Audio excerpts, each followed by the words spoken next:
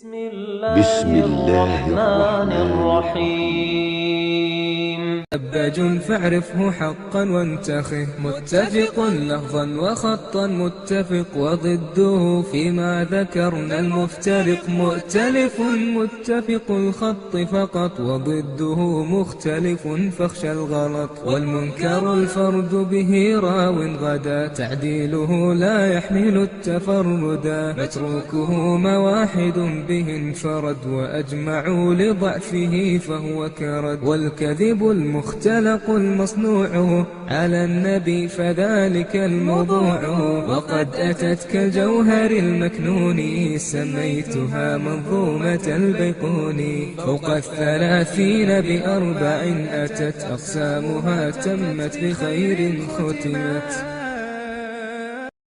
وروى البخاري في صحيحه عن عبادة ibn Samit radhiyallahu anhu qala. Al-Imam Al-Bukhari meriwayatkan dalam sahihnya dari Ubadah bin Samit radhiyallahu anhu qala kharaja an-nabiy sallallahu alaihi wasallam liyukhbirana bi lailatul qadar. Kata Ubadah bin Samit, Rasul pernah keluar untuk memberitakan kepada kami tentang malam Lailatul Qadar. Fatalaha rajulani minal muslimin. Namun ternyata ada dua orang dari kalangan kaum muslimin ribut. Uji kita bebalah, tengkar. Faqal, lalu Rasul mengatakan kharajtu li ukhbirakum bi lailatul qadar. Aku keluar untuk memberitakan kepada kalian tentang malam Lailatul Qadar. Fatalaha fulan wa fulan farufiat. Namun ternyata ada dua orang yang berselisih, yang ribut, bertengkar. Lalu diangkatlah informasi malam tersebut. Di malam apa sih? Sebenarnya Rasul keluar ingin ngasih tahu pada malam apa? Malam Lailatul Qadar itu tadi. Namun karena ada dua orang bertengkar, Rasul pun dibuat lupa. Wa asa yakuna khairan lakum. Dan barangkali mudah-mudahan yang demikian itu lebih baik bagi kalian. Faltamisu fit tasi'a was sabi'a wal khamisah. Kata Rasul, cari di ke-9, ke-7 atau ke-5 dari malam-malam ganjil terakhir. Warawa Muslim fi sahihi an Abi Sa'id al-Khudri radhiyallahu anhu qala i'takafa Rasulullah sallallahu alaihi wasallam al-ashr al-awsat min Ramadan yaltamisu lailatul qadar qabla an tubana lahu. Pernah Rasul, kata Abu Sa'id, pernah Rasul i'tikaf pada 10 malam Ramadan di 10 pertengahan. Beliau mencari Lailatul Qadar sebelum ditampakkan bagi beliau. Falamma in qadayna umira bil bina faquwidha. Tatkala beliau selesai melalui 10 malam pertengahan Ramadan, berarti 11 sampai 20 ya. Selesai berlalu 10 hari pertengahan Ramadan, beliau memerintahkan untuk dibuatkan kemah di tengah masjid. Faquwidhah, lalu didirikanlah kemah tersebut. Tsumma ubniyat lahu annaha fil ashril awakhir. Kemudian dibuatkan kemah untuk Rasul bahwasannya malam Lailatul Qadar tersebut ada pada 10 malam terakhir. Maknanya beliau pasang kemah di 10 malam terakhir. Fa amara bil bina fa u'id. Lalu beliau memerintahkan lagi untuk dilanjutkan ya, bangunannya tadi. Tsumma kharaja 'alan nas, kemudian beliau keluar. Faqal, beliau mengatakan, ya ayuhan nas innaha kanat ubniyat li lailatul qadar. Ya ayuhan nas, kata Rasul, sesungguhnya telah ditampakkan bagiku malam Lailatul Qadar. Innaha kanat ubinat li Lailatul Qadar, dinampakkan bagiku malam Lailatul Qadar. Wa inni kharajtu li ukhbirakum biha. Aku keluar untuk memberitakan kepada kalian tentang malam tersebut. Faja'a rajulani yahtaqqani ma'ahuma syaitan. Namun ternyata ada dua orang laki-laki yang ribut tengkar, bersama keduanya itu ada syaitan. Fanusituha, lalu aku pun dibuat lupa tentang malam Lailatul Qadar tersebut. Lihat, Rasul gara-gara ada yang bebala, gara-gara ada yang berselisih, ya, beliau dibuat lupa tentang malam Lailatul Qadar. Di sini banyak faedah yang bisa kita ambil ya ikhwan. Terkadang ya menghambat dalam menuntut ilmu, menghambat dakwah, menghambat tarbiyah itu ikhtilafat, perselisihan. Makanya nasihatnya dulu masyayikhina Syekh Muhammad bin Abdul Al-Usabi, Syekh Abdurrahman, berkaitan dengan fitan ditahmish. Cukup tahu, jangan sampai bodoh. Fitan untuk dijauhi. Inna sa'ida laman junnibal fitan. Masuk jangan. Cukup antum baca, baca jadikan maklumat, simpan baik-baik. Suatu saat antum butuhkan, antum sudah punya benteng. Bukan antum ikut nimbrung dalam khusumat, ikhtilafat. Ini bukan da'bu talibul ilmi. Faltamisuha fil ashril awakhir min Ramadan. Lalu carilah, kata Rasulullah SAW, carilah malam Lailatul Qadar tersebut di 10 malam terakhir Ramadan. Ila an qala Muslim, sampai Imam Muslim mengatakan, wa qala Ibnu Khallad, makan yahtaqqan yahtasiman. Ibnu Khallad menyebutkan pada lafaz yahtaqqan itu adalah yahtasiman. Warawa Abu Daud bi sanadin sahih an Nabi Tha'laba al-Khushani. Abu Daud meriwayatkan dari Abu Tha'laba al-Khushani. Abu Daud siapa namanya? Dimas, Abu Daud siapa namanya? Al-Imam Abu Daud As-Sijistani. Mas Ujang Irawan Al-Makarti. Masmu Al-Imam Abi Daud.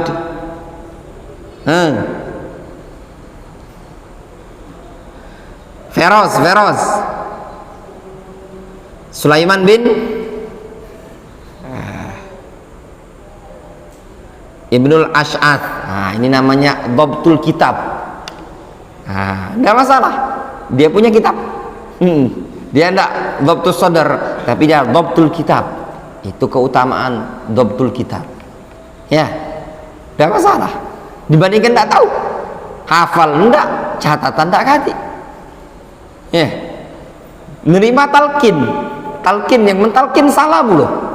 Ya, kalau perawi itu didoifkan, karena yakbalut talqin fayutalaqqan, dia nerima talqin sehingga mau ditalqin, itu sebab didoifkan perawi hadis. Ya, Feroz barakallahu fik. Ya, punya catatan. Sulaiman Ibnul Ash'ath As-Sijistani. Umair, tidur. Silakan berdiri, ya, usap 10 kali untuk menghilangkan rasa kantuk. Ya, usaplah dulu. Merah matanya Umar, ngantuk dia.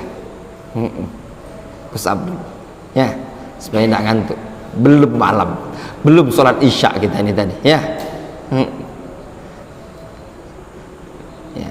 Rasulullah SAW yakrahun naum qabla al-isya, tidak menyukai tidur sebelum isya. Antum sudah tidur sebelum isya, hukumnya makruh. Sudah 10 kali. Ya. Siapa lagi yang ngantuk? Baru jam berapa? Jam 8 kurang. Baru sebentar lah ngantuk. Qal, kata Abu Tha'labah, kanan nas, dulu orang-orang, yaitu para sahabat, idza nazalu manzilan, tatkala mereka singgah di suatu tempat, qala Umar mengatakan, wa kana nas idza nazala Rasulullah SAW manzilan tafarraqu fi syi'ab wal audiyah. Umar bin Khattab menceritakan, dulu para sahabat kaum muslimin kalau mereka safar bersama Rasul, tatkala Rasul singgah di suatu tempat, mereka mencar, tafarroku, berpencar-pencar, fi syi'ab wal audiyah, di sya'ab tuh lereng-lereng, audiyah tuh lembah-lembah. Jadi ketika Rasul safar bersama para sahabat, ketika beliau singgah di suatu tempat, ada 2 orang pojok situ, mojok, ada 3 orang di pojok sana, ada lagi yang di pojok situ, 5 orang, terpisah-pisah. Ketika Rasulullah SAW melihat mereka terpisah-pisah seperti ini, faqala Rasulullah SAW, lalu Rasul mengatakan, inna tafarruqakum fi hadhi syi'abi wal audiyah innama dzalikum minasyaiton. Sesungguhnya cerai-berainya kalian, berpencar-pencarnya kalian di lereng-lereng seperti ini, di lembah-lembah seperti ini, innama dzalikum minasyaiton, itu berasal dari syaiton. Syaiton yang mendorong untuk berpecah-pecah seperti itu tadi. Makanya ya, orang kalau suka mengasingkan, menyendiri, nanti dimakan oleh serigala. Innama ya'kulu adz-dzi'bu al-ghanam al-qasiyah. Ya, yang namanya serigala itu makan kambing yang bersendirian. Kalau dia gerombolan takut dia. Kalau dewean, makanya nyantum jangan suka menyendiri. Ini banyak hutan. Ya, nanti antum menyendiri dimakan ular. Apalagi umer ini tadi. Kalau ular sawo sebesar galon itu ditelannya antum. 5 wong cak umer ini ditegok. Nah, jangan suka sendirian. Difahami? Lihat Rasulullah SAW memperingatkan para sahabat, ya, sesungguhnya kalian berpencar-pencar seperti ini itu berasal dari syaitan. Falam yazal ba'da dzalika, falam yanzil ba'da dzalika manzilan illa in dhamma ba'dhum ila ba'din. Dan setelah kejadian tersebut tidaklah Rasul singgah di suatu tempat persinggahan melainkan sebagian mereka para sahabat bergabung dengan sahabat yang lain. Langsung mereka suratul istijabah, cepat nerima nasihat. Itu juga ya ikhwan, orang yang diberikan taufik oleh Allah Subhanahu wa taala, ketika tahu perkara baik langsung bergegas. Istajibu lillahi walir rasuli idza da'akum lima yuhyikum wa'lamu annallaha yahulu bainal mar'i wa qalbi. Cepatlah sambut seruan Allah dan Rasulnya apabila Allah dan Rasulnya mengajak kalian, menyeru kalian. Tapi kalau antum lambat, lelet, nanti tunggu, akan datang masanya antum terhalang dari kebaikan yang antum ingin kerjakan. Jangan ditunda-tunda. Hatta yuqal lau busitu alaihim saubun la ammahum. Sampai-sampai dikatakan kalau seandainya dibentangkan kain di atas para sahabat ini tadi, niscaya akan mencukupi mereka. Jadi mereka setelah dinasihati oleh Rasul, mereka selalu ngumpul bareng. Enak ya ikhwan ngumpul itu tadi. Antum kalau punya makanan, antum cobalah. Antum punya mangga 1 biji, makan antum dewean di pojok itu, enggak terasa nikmat, ya enggak? 1 biji dimasukkan dalam piring, diiris, itu luar biasa terasa nikmat. Yang ini ngambil, yang ini ngambil. Lihat antum makan 1 nampan terasa nikmat, kurang. Coba tinjau 1 nampan dewean, ya enggak?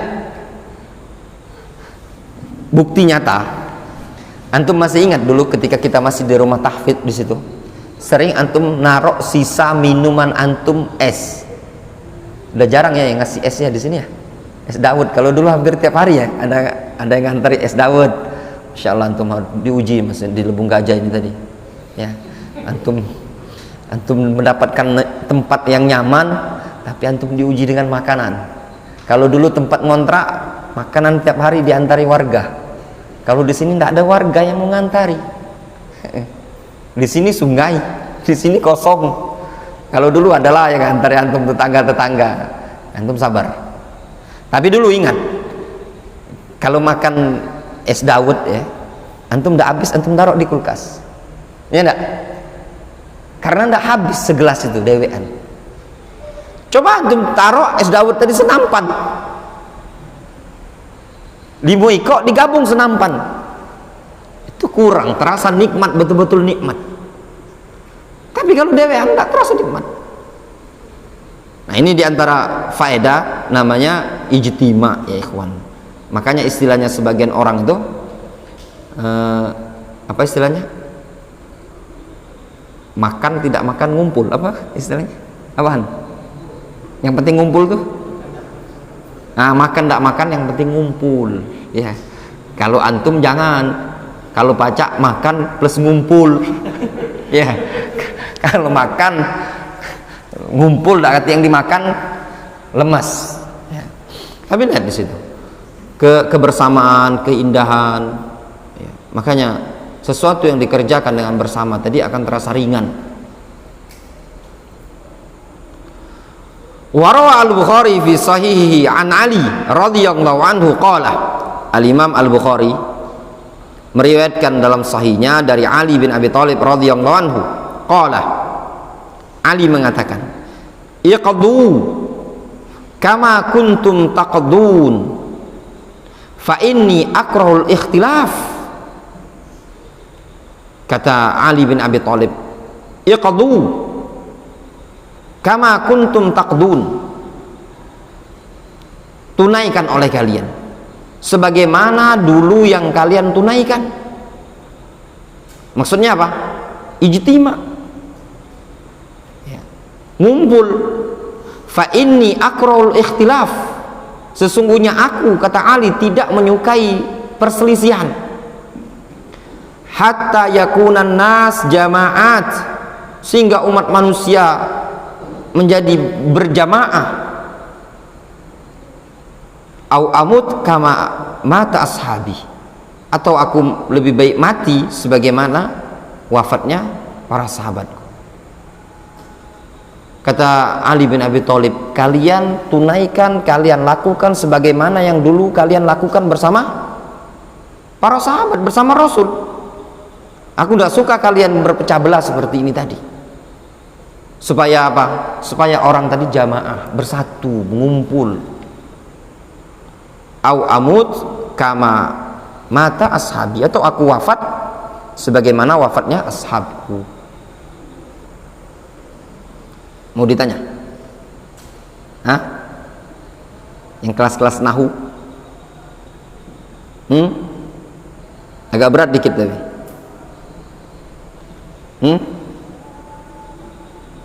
Siapa yang mau ditanya? Anak tunjuk tangan dulu. Tanpa harus anak tunjuk. Mus'ab. Mau ditanya? Nah, sekarang pertanyaannya. Ya. PRB untuk antum. Nasihin, Mus'ab, Firhan, Idil, Dafa, Syarif. Tugasnya antum. Mas Ujang juga ketuanya. Pertanyaannya adalah pada lafaz hatta yakunan nas jama'atan au amut kama mata ashabi, au di situ bermakna apa? Itu deh pertanyaannya ya.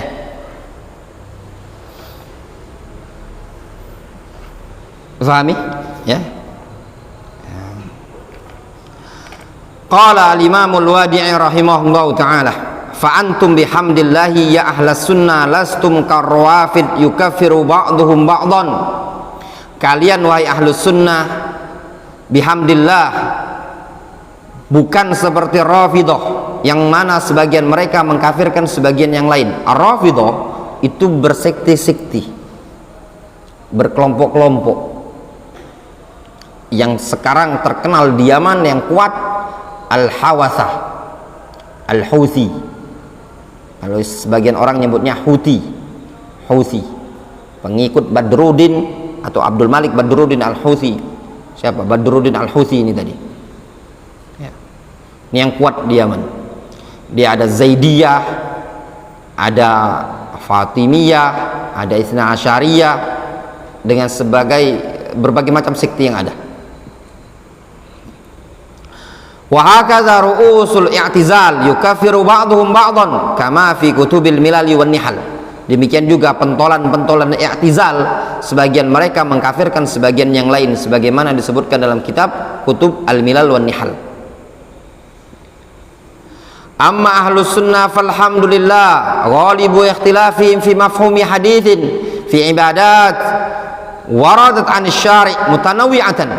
Adapun ahlus sunnah alhamdulillah mayoritas perbedaan di kalangan mereka cuma sekedar dalam memahami hadis pada perkara-perkara ibadah yang datang dari syariat dengan bentuk keragaman. Tidak ada ahlus sunnati wal jamaah berselisih dalam perkara akidah. Siapa yang menyelisih perkara akidah, maka kaidahnya keluar dari ahlus sunnati wal jamaah. Yang ada khilaf yang diakui di kalangan ahlus sunnati wal jamaah adalah khilaf dalam perkara-perkara ahkam syar'iyyah dalam memahami hadis. Adapun dalam perkara akidah, usuluddin, usul ahli sunnati wal jamaah, siapa yang menyelisih dalam perkara ini, maka keluar dari barisan ahlus sunnati wal jamaah.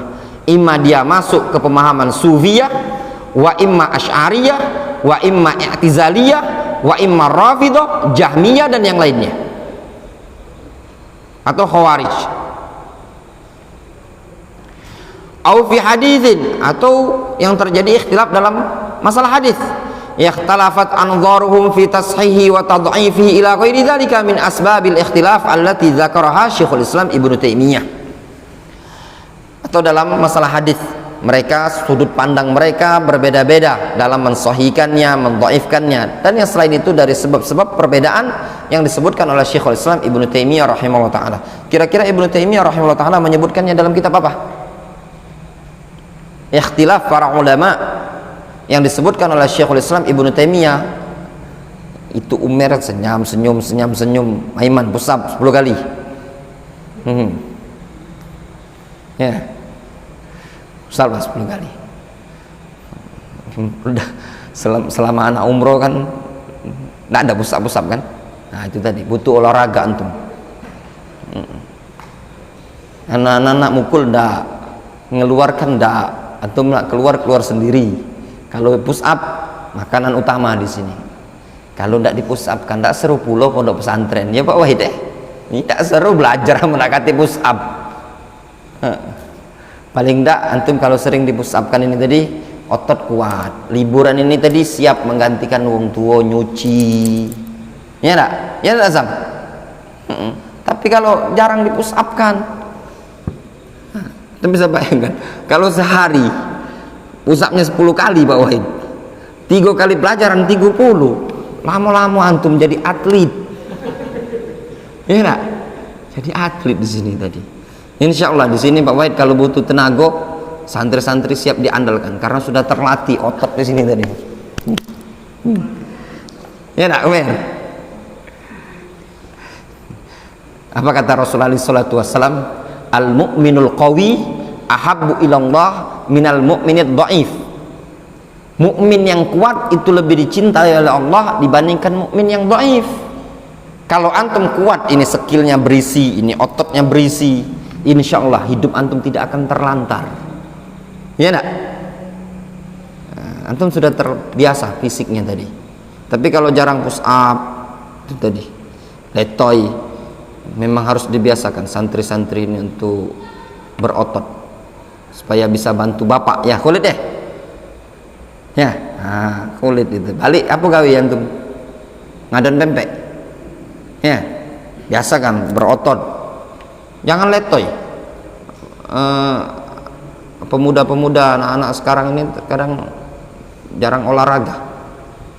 Anak-anak pondok ini jarang gerak, kadang jadi timbul pemalas. Orang yang rajin gerak itu tadi, masya Allah, akan timbul semangat belajarnya. Kalau jarang gerak itu tadi, yang ngantuk-ngantuk ini jarang gerak, ya. Feros tidak ngantuk? Nah, alhamdulillah. Disebutkan dalam kitab apa ini? Nasihin. Kira-kira Ibnu Taimiyah menyebutkan dalam risalah beliau, judulnya apa? Tentang ikhtilaf para ulama. Wallahu alam, yang mungkin risalah yang mungkin gampang antum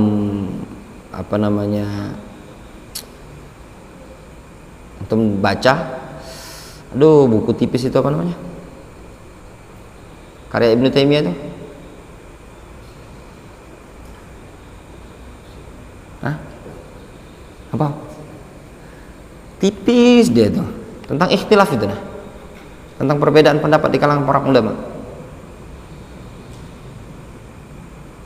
Nah, jadi lupa puluh. Apa? Tipis dia, tipis. Paling seginilah. Apa bukunya? Dafa? Alah, mikir nak balik bulo. Iya tadi. Nasin? Syu'bah? Aduh, ada yang ingat?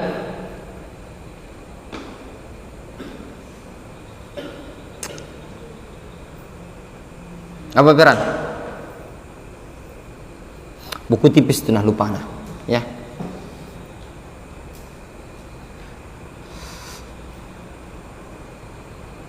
Antum ta'lamuna ya ahlas sunnah anna a'da'akum yashmutuna bikum atau yashmituna bikum. Kalian ketahui wahai ahlus sunnah, kalian sudah mengetahuinya, bahwasanya musuh-musuh kalian yashmutuna bikum.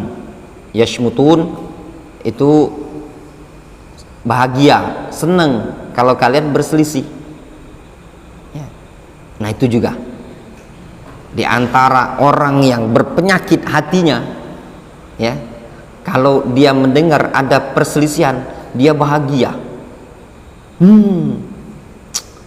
Itu pengurus yayasan A itu pecah, alhamdulillah. Ini namanya itu namanya dia bahagia ya dengan adanya perselisihan. Ini menunjukkan orang yang berpenyakit di hatinya. Nanti dengar lagi dia yang di sana terjadi perselisihan, itulah cakar-cakaran.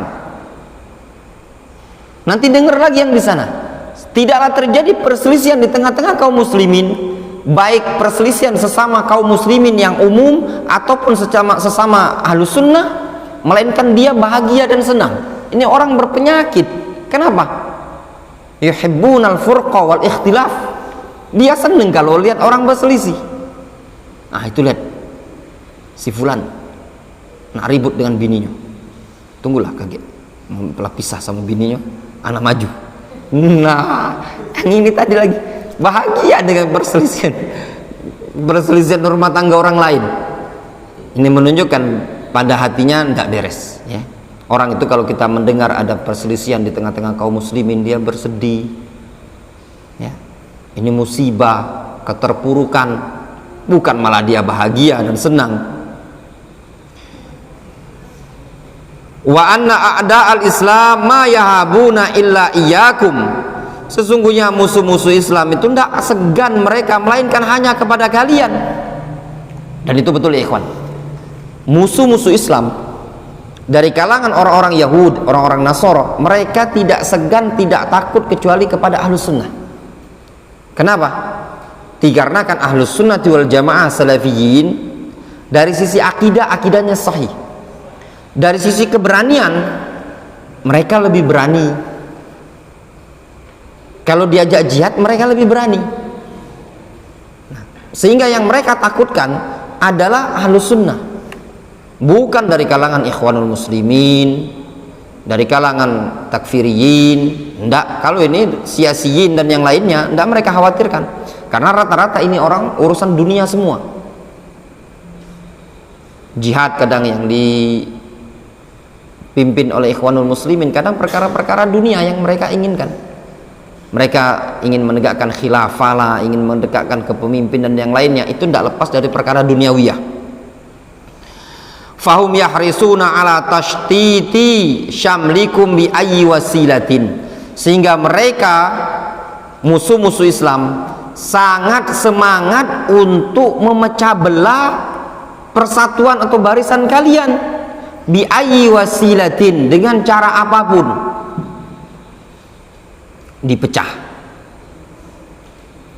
Ini juga di zaman sekarang ya ikhwan, naudzubillah, ya, mudah-mudahan tidak terjadi pada kita, dan kita berharap dijauhkan oleh Allah Subhanahu wa taala dari sekian banyak ikhtilafat, perselisihan. Perselisihan itu ikhwan pasti akan terjadi. Yang namanya hidup di dunia ini tidak lepas yang namanya beda sudut pandang. Itu pasti. Yang ini pengen A, yang ini pengen B, biasa. Namun hendaknya kita juga bagi seorang penuntut ilmu harus lebih bijak. Kalau seandainya perbedaan ini tadi tidak terlalu memadaratkan dakwah, tidak membahayakan dakwah, ngapain mau diributkan? Ya enggak? Kadang sebagian orang berselisih, pecah itu pada perkara-perkara yang tidak membahayakan dakwah, tidak membahayakan agama. Yang ini pengennya SPP 1 juta sebulan, yang ini pengen ustadz yang satu ini pengen pondok pesantren ini SPP-nya 700 saja. 3 kali musyawarah masih tidak kelop. Kayaknya ucapan anda tidak didengar. Sudahlah, bulan depan kita ngundurkan diri, kita buat sekolah TK Darul Hadis. No, ada TK Darul Hadis lagi. Kita buat SPP yang termurah 700. Ini apa faedahnya tadi? Buahnya tadi apa sih? Memotorotkan dakwah? Enggak memotorotkan. Yang penting antum digaji di pondok pesantren itu tadi. Gampang, simple. Makanya dalam prinsip membangun suatu dakwah ya, harus ada yang namanya prinsip at-tanazul, ngalah. Kalau seandainya perkaranya demi kemaslahatan terjadi lebih bagus seperti ini, maka jalankan. Nggak usah ngotot-ngototan mempertahankan pendapatnya antum. Bisa jadi pendapatnya antum tadi berat untuk dijalankan. Ini poin yang perlu diperhatikan. Makanya khususnya kita yang membangun suatu dakwah ini tadi, tarbiyah yang ada di Darul Hadis ini tadi, tidak lepas dari perbedaan sudut pandang. Jangan gampang-gampang antum mengambil keputusan. Ya, tidak cocok. Kayaknya Ustaz Abdurrahman penyimpangan ya udah kati. Tahu-tahu Dafa mengundurkan diri, Nasin mengundurkan diri, Gilang mengundurkan diri, siapa lagi? Syarif mengundurkan diri. Tahu-tahu tersebar player program bahasa Arab, rumah belajar, Darul Quran, Darul Hadis, Darul Quran, Jalan Buta 10. Nah, ternyata karena tidak kelop pendapat tadi. Kadang terjadi yang seperti ini, ikhwan. Dulu membangun bersama-sama, jalan bareng, semua ketika membangun awal mulai dari pondasi dan yang lainnya. Ya, kadang masalah-masalah perkara-perkara sepele, perkara-perkara yang bukan adanya penyimpangan, sudah tidak kelop, pecah keluar. Sekarang permasalahannya, Anda itu ingin dakwah ilallah atau dakwah ila nafsi? Kalau ingin dakwah ilallah, maka jalan saja, yang penting dakwah berjalan. Tapi kalau dakwah ingin kepada dirinya pribadi, maka ini riskan terjadi perselisihan ya. Makanya kunci terbesar adalah ikhlas. Sedikit lagi ya ikhwan.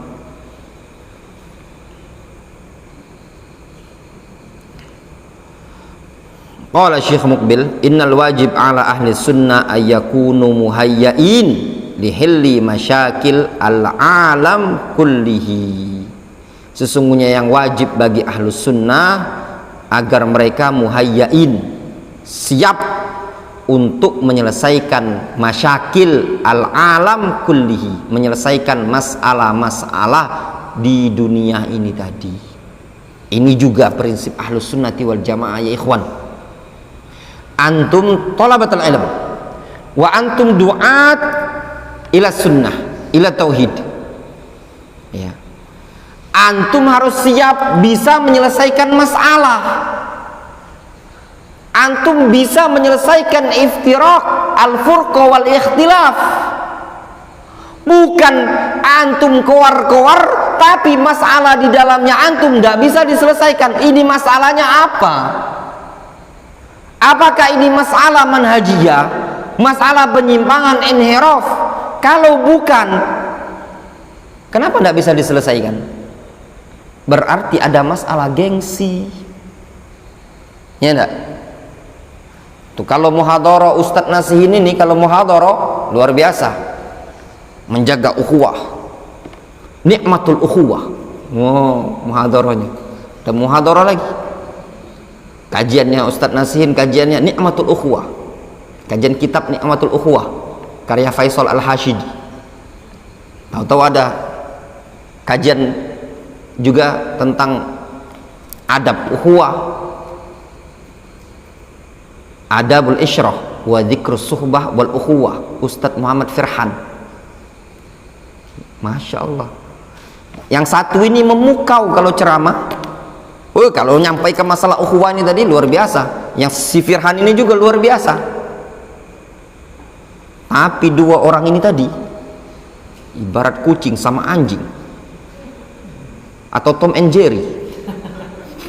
Ibarat Tom and Jerry itu tadi. Terus apa faedahnya antum berdakwah? Depan ikhwan antum keluar-keluar, ya ikhwan jaga ukhuwah begini dan begini. Yang satunya juga begini dan begini. Ketika antum ketemu di suatu acara kondangan pernikahan Pak Wahid, amin. Sudah salaman di ngantri makan. Lirik sedikit ini seperti ini apa ndak malu? Kadang terjadi ya ikhwan di kalangan para duat seperti itu tadi. Ya. Di kalangan para penuntut ilmu, dia kalau dalam masalah menasihati orang lain, kalau dalam menjaga ukhuwah, masya Allah itu bisa membuat hati terenyuh, nangis. Tapi kalau dia mempraktekkan dirinya pribadi, itu luar biasa. Terus sekarang permasalahannya apa masalah? Ditanyakan kepada Ustadz Nasihin, Ustadz Nasihin, kira-kira Ustadz Firhan itu ada penyimpangan akidah? Tidak ada. Jujuran dia itu salafi. Tanya ke sama Firhan juga, salafi. Tapi kenapa antum tidak akur? Antum rekomendasikan tidak belajar situ? Diam. Ternyata masalahnya sepele. Dulunya itu tadi ada akhwat yang diperbutkan. Ternyata akhwat tersebut dapat sama Ibnu. Ya, dua-duanya tidak dapat, berebut akhwat. Nah, itu waspada ya antum ya, jangan sampai antum berebut sama memperebutkan akhwat dan terbawa-bawa dalam dunia dakwah. Kadang masalah-masalah sepele, masalah-masalah di zaman mondok lah dan yang lainnya. Nah ini tadi ahlus sunnah itu harus orang yang siap menyelesaikan masalah. Ya. Fahum ahlul lidalik, mereka ahlu sunnah adalah orang yang layak untuk hal tersebut. Maksudnya layak untuk dalam menyelesaikan halul masyakil al-alam. Fahumul ladina a'tahumullahu fahma kitabillahi wa sunnata rasulih sallallahu alaihi wasallam alal wajhi sahih. Mereka ahlus sunnati wal jamaah adalah orang-orang yang Allah subhanahu wa ta'ala berikan pemahaman terhadap Al-Quran dan sunnah sesuai dengan bentuk yang benar, sesuai dengan sisi yang benar. Itu adalah ahlus sunnati wal jamaah. Wallahu ta'ala namsab. Kita cukupkan dulu sampai di sini. Adapun sisanya insyaallah ta'ala mungkin kita lanjutkan esok malam ya, insyaallah ba'dal maghrib, esok malam. Naktafi bihadzal qadar wa sallallahu ala nabiyyina Muhammadin wa ala alihi washabbihi ajma'in wa akhiru da'wana alhamdulillahi rabbil alamin.